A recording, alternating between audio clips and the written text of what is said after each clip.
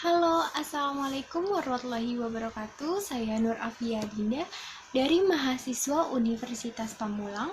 Pada video kali ini saya akan membahas terkait latar belakang studi kelayakan bisnis.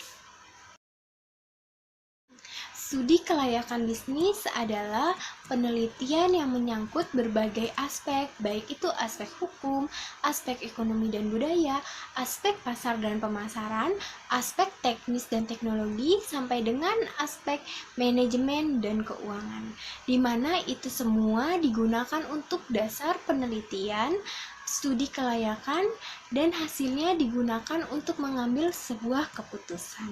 Apakah suatu proyek dapat dikerjakan atau ditunda atau tidak dijalankan sama sekali.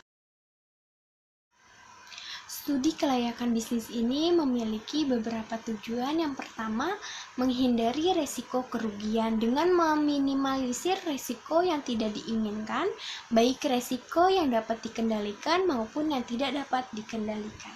Yang kedua, memudahkan perencanaan. Apabila sudah meramalkan pada masa mendatang, maka kita dapat melakukan perencanaan dan hal-hal yang perlu direncanakan. Yang ketiga, memudahkan dalam pelaksanaan pekerjaan. Berbagai rencana yang sudah disusun akan mudah dalam pelaksanaan usaha. Yang keempat, memudahkan dalam pengawasan. Pengawasan perlu dilakukan agar tidak melenceng dari rencana yang telah disusun sebelumnya. Yang kelima, memudahkan pengendalian. Pengendalian agar tujuan perusahaan tercapai atau terwujud. Dari studi kelayakan bisnis ini memiliki beberapa hasil yang dapat digunakan. Yang pertama, merintis usaha baru. Misalnya membuka toko, membuka pabrik, mendirikan perusahaan jasa atau barang. Jadi seseorang memulai usaha baru dari studi kelayakan bisnis ini. Yang kedua, mengembangkan usaha yang sudah ada. Misalnya memperluas skala usaha yang tadinya ada di kota A, jadi membangun juga di kota B. Yang ketiga, memilih jenis usaha yang paling menguntungkan. Misalnya dia mau memilih usaha barang atau jasa. Di antara dua itu mana yang paling menguntungkan? Studi kelayakan bisnis melibatkan beberapa pihak yang berkepentingan.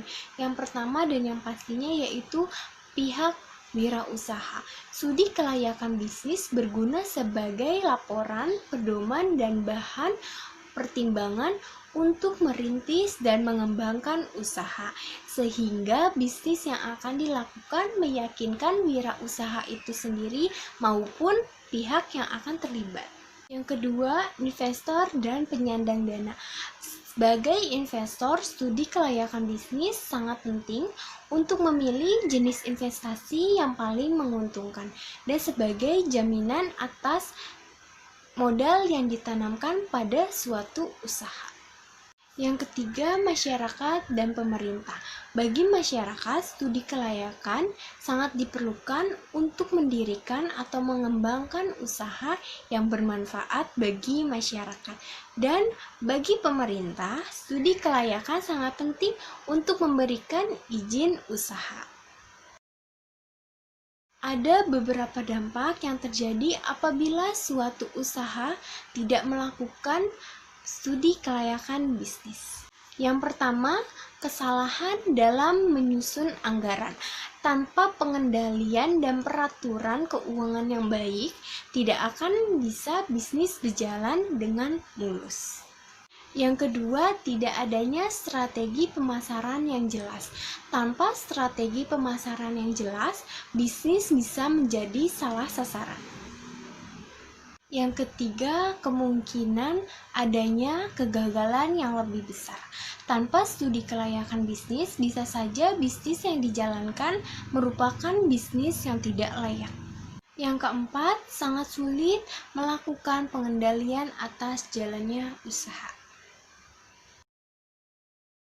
Walau sudah melakukan studi kelayakan bisnis dengan baik dan benar, faktor kegagalan tetaplah ada. Yang pertama, informasi dan data yang telah dikumpulkan kurang lengkap, sehingga dapat menyebabkan unsur-unsur terpenting tidaklah sempurna.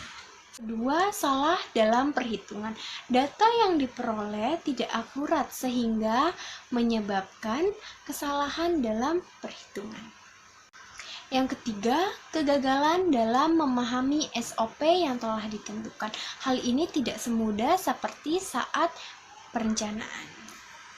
Yang keempat, kondisi lingkungan yang kurang mendukung. Contoh sederhananya, seseorang ingin memulai usaha ternak ayam, namun di lingkungan tersebut melarang adanya peternakan ayam. Yang kelima, faktor kesengajaan. Demikian video pembahasan studi kelayakan bisnis yang bisa saya sampaikan.